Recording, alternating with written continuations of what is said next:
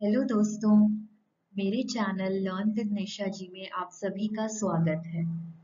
हमने एक नई प्लेलिस्ट बनाई है जिसका नाम है सुकून। इसमें आपको बहुत सारी सुंदर कहानियां सुनने को मिलेंगी जो आप आंखें बंद करके आराम से सुन सकते हो। आजकल के जीवन में सुकून का बहुत महत्व है, तो अगर आप अपनी आंखें बंद करके आराम से बैठकर इन कहानियों को सुनोगे तो आपको सुकून जरूर प्राप्त होगा। तो आज हम उसमें पहली कहानी प्रस्तुत कर रहे हैं। ये कहानी है विभिन्न दृष्टिकोणों की एक कहानी। यह जून का महीना था। कुहासा बुरांश की झाड़ियों के साथ लुका छिपी खेल रहा था। इन झाड़ियों में फूल रूबी लाल थे और हवा के साथ नाच रहे थे। बर्फीली पृष्ठभूमि के सामने खड़े होकर वे बेहद खूबसूरत दिख रहे थे। इस महीने में वे पूरी तरह से खिल चुके थे। झाड़ियां आपस में गुंथी हुई संकरी और रोमांटिक सुरंगें बना रही थीं, जो उनकी ऊंची शाखाओं के नीचे फैली हुई थी।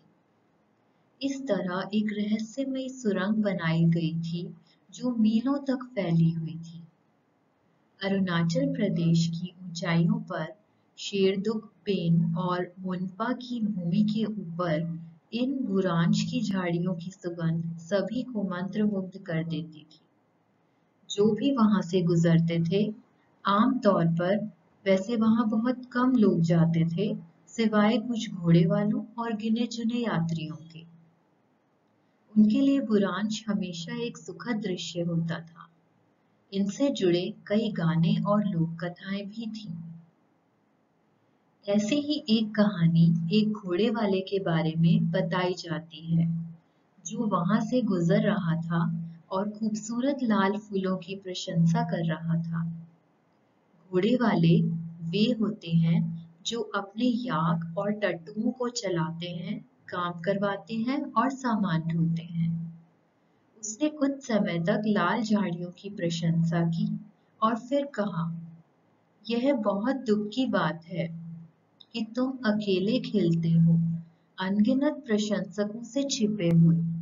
काश मैं तुम्हें तोड़कर गया में बुद्ध के चरणों में अर्पित कर पाता, या यदि इतना दूर नहीं तो कम से कम तुम्हें प्यार और देखभाल के साथ अपने गांव के गोम्पा मंदिर में ले जाकर अर्पित कर पाता।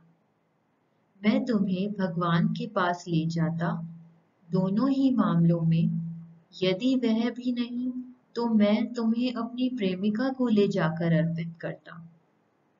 वह इतनी खूबसूरत फूलों को देखकर बहुत खुश होती, लेकिन अफसोस मैं इनमें से कुछ भी नहीं कर सकता। तुम्हें अनदेखा अनजाना बिना गाए और अकेले ही खिलना पड़ा। बुरांश की झाड़ी घोड़े वाले की सारी बातें सुन रही थी और उत्तर दिया, मेरे लिए बुरा मत मानो। तो क्या हुआ अगर मेरी शाखाएं, पत्तियां और फूल इनमें जहर है? यह मेरे जहर की वजह से है कि तुमने मेरे हर हिस्से को नहीं तोड़ा और मेरी झाड़ियों को नष्ट नहीं किया। इसलिए मैं साबुत हूँ और तुम और तुम्हारे जैसे अन्य लोग मेरी प्रशंसा कर पा रहे हैं। अन्यथा तुमने एक टूटी हुई झाड़ी देखी होती जिसमें कोई पत्तियां या फूल नहीं होते। तो जहर मेरी सुरक्षा है। तुम जानते हो कि मेरी पत्तियां भी अक्सर लाल हो जाती हैं, वे भी खूबसूरत होती हैं। आह, घोड़े वाले ने कहा, लेकिन तुम किसी के काम के नहीं हो, सिर्फ खूबसूरत होने का क्या फायदा? मेरे प्रिय, बुरांश फुसफुसाई, तुमने मुझे अपनी प्रेमिका के लिए योग्य नहीं समझा, न ही मुझे अपने गुम्बद ले जाना उचित समझा। जाहिर है तुमने मुझे गया ले जाने पर भी विचार नहीं किया, लेकिन मैं यहाँ रहने वाली मधुमक्खियों को खाना देती हूँ, जो पास की छतों में अपना घर बनाती हैं।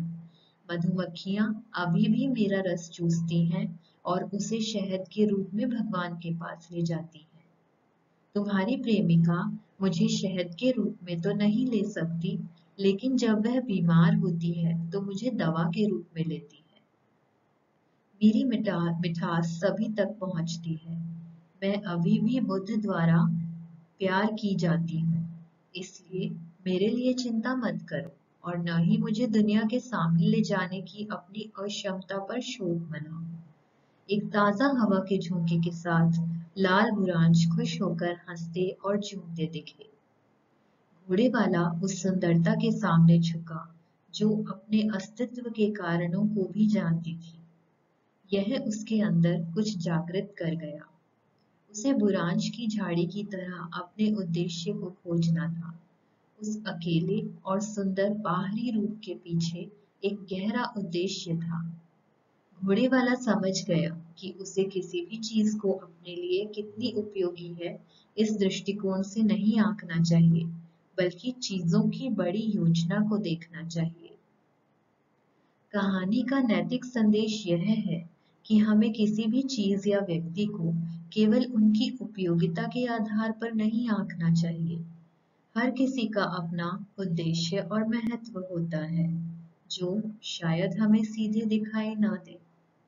सुंदरता और उपयोगिता से परे हर चीज की एक गहरी भूमिका होती है, जो व्यापक दृष्टिकोण से ही समझी जा सकती है।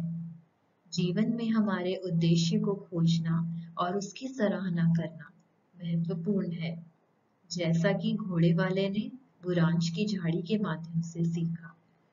धन्यवाद।